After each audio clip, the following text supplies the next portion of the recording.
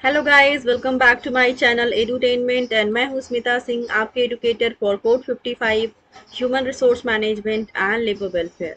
And we are going to study unit 9 labour welfare. So labour welfare से हमने काफ़ी सारे हमने आई थिंक 3 सेशंस लिए हुए हैं। तीन सेशन में हमने काफ़ी सारे टॉपिक्स कवर कर लिए हैं। आगे का आज का हमारा क्या टॉपिक होगा, हम चलते हैं स्लाइड की तरफ। नॉन स्टेट्यूटरी अम्यूनिटीज के अंदर हमने देखा economic services, recreational services, facilitative services. And now will see first and second, third and fourth, five. या ओके, फैसिलिटीज, फैसिलिटेटिव सर्विसेज के अंदर हम देखेंगे housing facility, medical facilities, washing facilities, educational facilities and leave travel concessions. पहला देखेंगे housing facilities. Some organizations construct flat for their employees and provide the same either free or at a nominal rent. In some cases, cash compensations are given, while in other cases, loans are advanced to the employees to enable them to construct or purchase their own house or flats. So housing facilities के अंदर क्या होता है कि कुछ organisations उनको accommodation देते हैं जिसके तहत वो फ्री में एम्प्लॉयज़ को रहने के लिए घर देते हैं, राइट। या फिर उनको लोन प्रोवाइड करते हैं कि आप अपना खुद का घर कंस्ट्रक्ट कर सकते हैं नॉमिनल रेंट पर, राइट, नॉमिनल प्राइसेस पे। कुल मिलाकर के ये हाउसिंग फैसिलिटीज़ के अंदर क्या होता है कि या तो आपको फ्लैट प्रोवाइड किया जाए कि आप जब तक हैं सर्विस में तब तक आप रहिए, इसके बाद आप जब जॉब से जाते हैं, लाइक जॉब छोड़ते हैं, तो आप that flat you can leave. But until you are doing the work in the organization, you are there to live in that house. इस तरह से प्रोवाइड करते हैं। ऑल्सो कभी कभी क्या कहते हैं, नॉमिनल चार्जेस लेकर के वो एकोमोडेशन देते हैं, नॉमिनल रेंट पर प्रोवाइड करते हैं, एकोमोडेशन हाउस प्रोवाइड करते हैं। कभी कभी क्या करते हैं, वो नॉमिनल रेंट पे लोन प्रोवाइड करते हैं ताकि एम्प्लॉयज़ खुद का घर परचेज कर सकें या फिर कंस्ट्रक्ट कर सकें। सेकेंड है मेडिकल फैसिलिटीज के अंदर देखेंगे क्या प्रोवाइड होता है। Health is one of the four most things for the employees and it is but and is it but it is but natural that there may be some injuries because of accident while working, so first aid facilities must be provided. क्या कह रहे हैं कि medical facilities के अंदर अगर कोई भी पर्सन किसी भी ऑर्गेनाइजेशन में, किसी भी एम्प्लॉयमेंट में, किसी भी इस्टेब्लिशमेंट में काम कर रहा है, वर्किंग है, तो ड्यूरेशन के लाइक वर्किंग ड्यूरेशन में अगर उसका एक्सीडेंट हो जाता है, चोट लग जाती है या फिर कोई मेजर प्रॉब्लम हो जाती है, घायल हो जाता है, तो उस केस में medical facilities are provided by the that establishment only, right. और फर्स्ट एड सर्विस प्रोवाइड की जानी चाहिए फर्स्ट ऑफ ऑल, स्टार्टिंग में ही। सेकेंड हाफ लाइन पढ़ेंगे। First aid facilities must be provided for within the factories premises के अंदर ही फर्स्ट एड फैसिलिटी प्रोवाइड की जाएगी अगर किसी भी एम्प्लॉय का वर्क के दौरान ही इंजरी हो जाती है, कोई एक्सीडेंट हो जाता है। थर्ड लाइन पढ़ेंगे। In addition, medical scheme is generally in operation under which reimbursement of medical expenses actually incurred is allowed.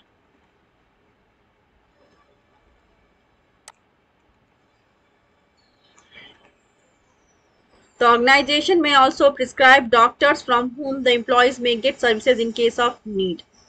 क्या करते हैं ऑर्गेनाइजेशन, क्या प्रोवाइड करते हैं, फर्स्ट एड फैसिलिटी के साथ साथ डॉक्टर्स भी प्रोवाइड करते हैं अगर रिक्वायरमेंट होती है तो एम्प्लॉयज को। वॉशिंग फैसिलिटीज देखेंगे इसके अंदर क्या प्रोवाइड किया जाता है।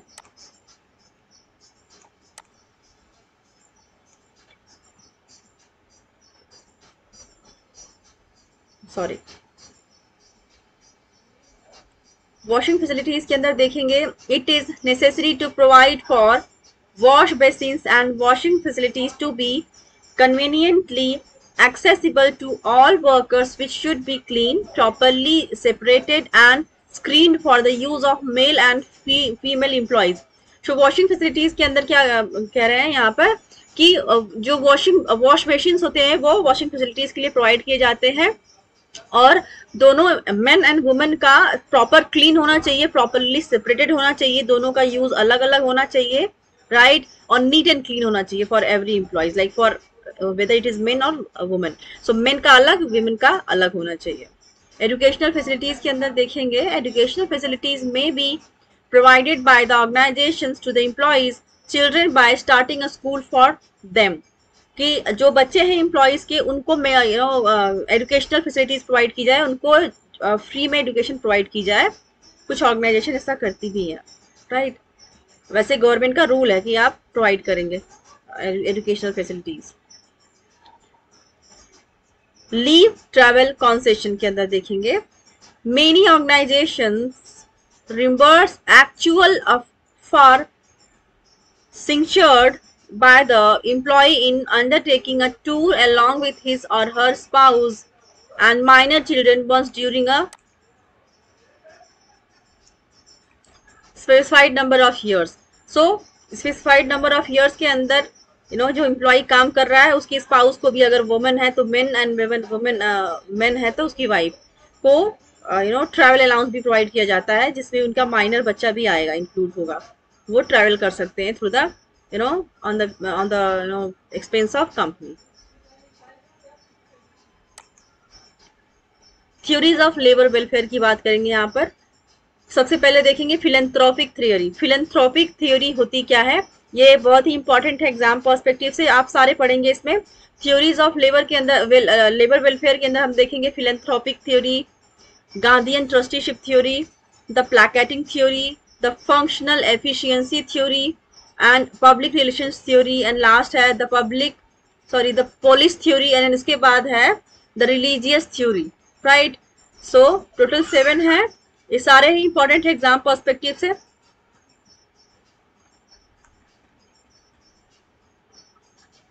So बात करेंगे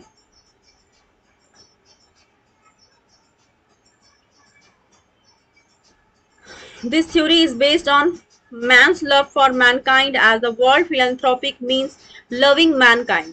philanthropic का मतलब ये होता है, इसका जो मतलब होता है philanthropic का, कि लोगों से प्यार करना. कोई भी स्कीम निकालो, लोगों से प्यार, मतलब कि आपके अंदर एक मानवता है, आप लोगों से प्यार करते हैं, स्पेशली आप समझेंगे. तो ये जो philanthropic थ्योरी है उसमें ये दिखाया जाता है कि लोगों से आपका like you love the Mankind, मतलब लोगों से आप प्यार करते हैं. दिस पहला लाइन पढ़ेंगे, this theory is based on man's love, मतलब ये जो थ्योरी है बेस्ड है किस पर, मैंस लव, मतलब लोगों को प्यार करने के ऊपर डिपेंड करती है, लाइक उसके बेसिस पर है. For mankind as the world philanthropic means loving mankind. Man is believed to have an instinctive urge by which he strives to remove the suffering of others and promote their well-being. This drive may be rather powerful one and may impel him to perform noble sacrifices. When some employers have compassion for their fellow men, they may undertake labor welfare measures for the benefit of their workers. In fact, the labor welfare movement began in the early years of the Industrial Revolution with the support of such philanthropists as Robert Owen. Robert oven एक author थे जो कि जाने जाते हैं as a philanthropist. उन्होंने as an employer लोगों के बारे में, जो वर्कर्स हैं, जो पीपल हैं काम कर रहे हैं ऑर्गेनाइजेशन के अंदर, उनके बारे में सोचा एज अ फिलेंथ्रोपिस्ट. फिलेंथ्रोपिस्ट का मतलब कि आपने देखा कि किस तरह से वेलफेयर होना चाहिए ह्यूमन बीइंग का, वर्कर्स का, लेबर्स का, right. And in India, second last line पढ़ेंगे, in India Mahatma Gandhi was one of the eminent philanthropists who strove for the welfare of labor. So India में महात्मा गांधी को जाना जाता है एज अ फिलेंथ्रोपिस्ट, जिन्होंने labour welfare की बात की, जहाँ पर उन्होंने लोगों की बात की, लोगों से, मतलब वो उनके अंदर लोगों के लिए इतना प्यार था, इतना इज्जत, इतना कहते हैं कि प्यार भरा था कि उन्होंने लोगों के बारे में सोचा, लोगों के, एक पीपल के, एक ह्यूमन बीइंग के वेलफेयर की बात की, चाहे वो इंडस्ट्री की बात हो या फिर आउट ऑफ इंडस्ट्री की बात हो, राइट. सो मेनली जो फिलेंथ्रोपिक थ्योरी है वो बेस करती है कि लेबर के वेलफेयर की बात की जाए as a human being, right. Gandhian trusteeship theory में देखेंगे,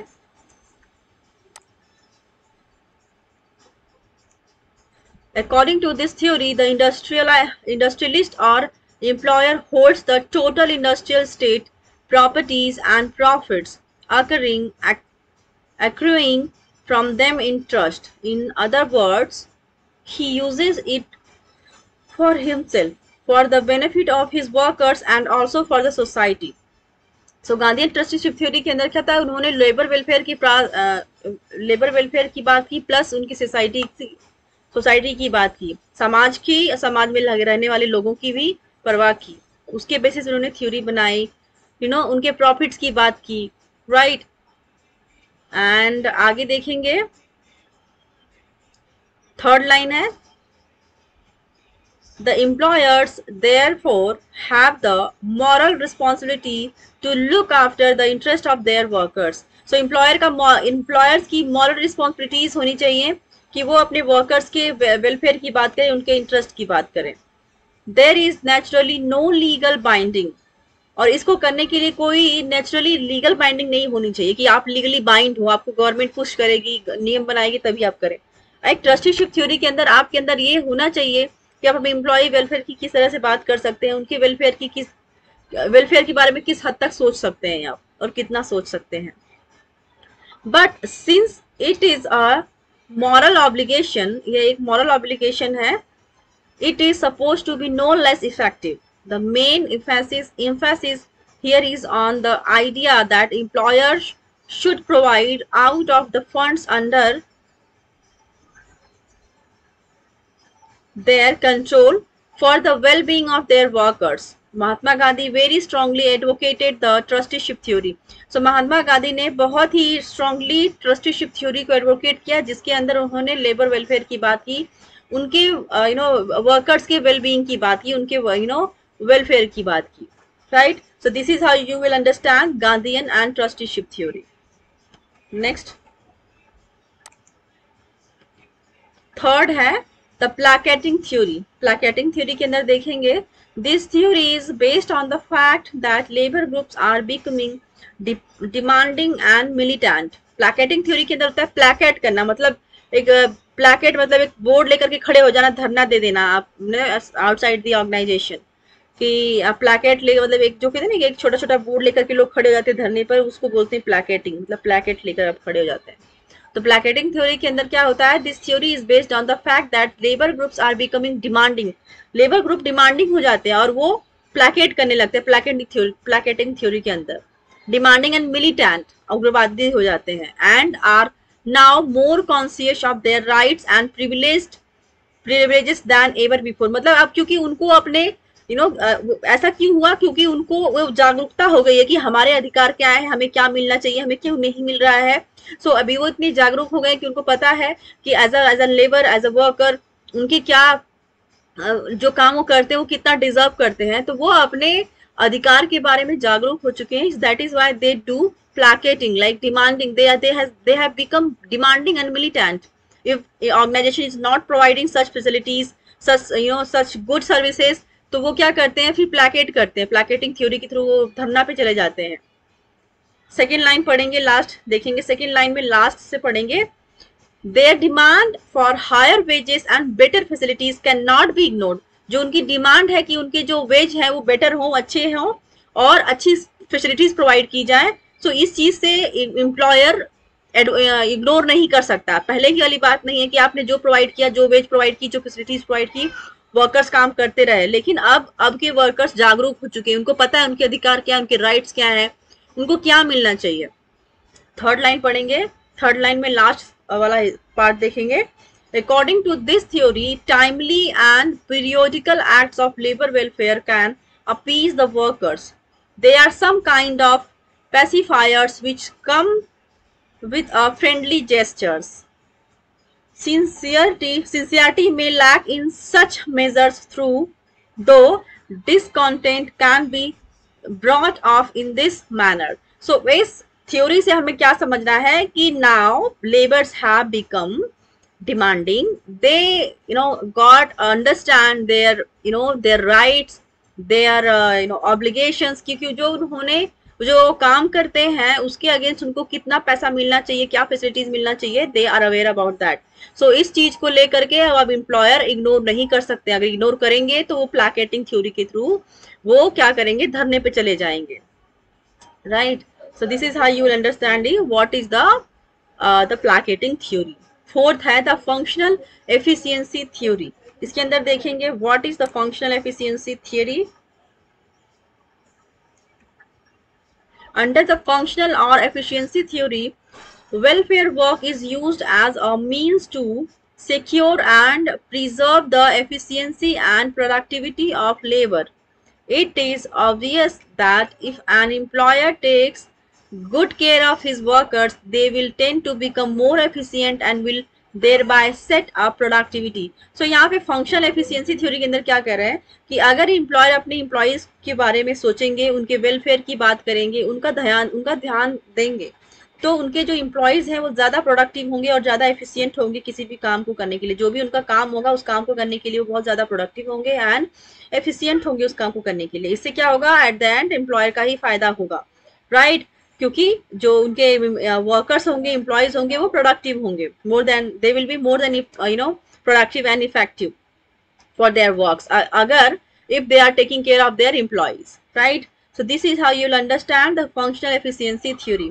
So बाकी की जो 3 थ्योरी और रह गई हैं, 5th 6th 7, हम उसको नेक्स्ट सेशन में करेंगे. तब तक के लिए keep watching me and thank you very much for coming to my channel and watching all of my sessions. Thank you very much.